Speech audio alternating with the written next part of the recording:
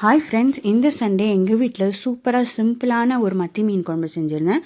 அதோட ரெசிபி தான் இது தேங்காய் போடாமல் பண்ணுறதுங்க. ரொம்ப எம்மியாக இருக்கும். ஃபர்ஸ்ட் டைம் பார்க்குறீங்கன்னா சேனல் மறக்காமல் சப்ஸ்கிரைப் பண்ணுங்கள்.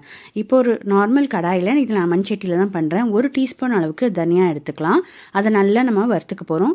1/2 டீஸ்பூன் அளவுக்கு ஜீரகம், 1/4 டீஸ்பூன் அளவுக்கு வெந்தயம், கொஞ்சோண்டு கருவேப்பிலை, இதை போட்டு நல்லா நம்ம ட்ரை ரோஸ்ட் பண்ண போகிறோம்.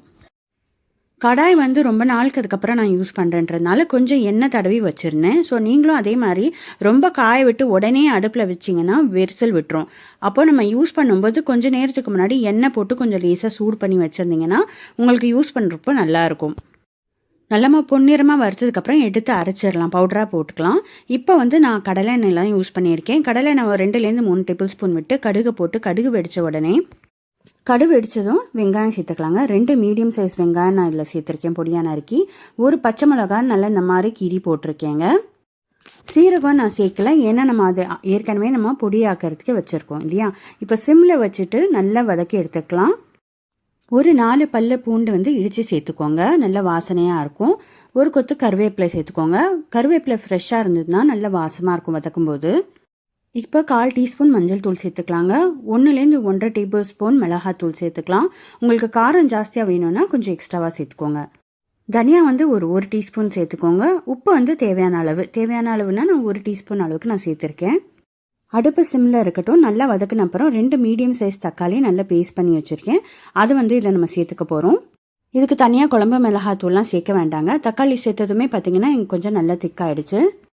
ஒரு நெல்லிக்காய் அளவுக்கு நான் புளி கரைச்சி வச்சுருந்தேங்க. அந்த புளியை நம்ம சேர்த்துக்க போகிறோம். இப்போ நம்ம வறுத்து பவுடர் பண்ணி வச்சுருந்தோம் இல்லையா, தனியா, சீரகம், அந்த கருவேப்பிலை இல்லையா, அதெல்லாம் அந்த பவுடராக நம்ம இதில் சேர்த்துக்க போகிறோம். போட்டு நல்லா கொதிக்கணுங்க. கொதிச்சதுக்கப்புறம் தான் அந்த நல்ல வாசனை வரும். உப்பு எனக்கு லேசாக கொஞ்சம் பத்தாமல் இருந்தது, ஆட் பண்ணிக்கிட்டேன். இது பார்த்திங்கன்னா நல்லா ஒரு 5 நிமிஷம் கொதிச்சதுக்கப்புறம் நம்ம மத்தியில் மஞ்சள் தூள் கலக்கி சேர்த்து வச்சுருந்தேன். அதில் இதில் நான் சேர்த்துக்க போகிறேன்.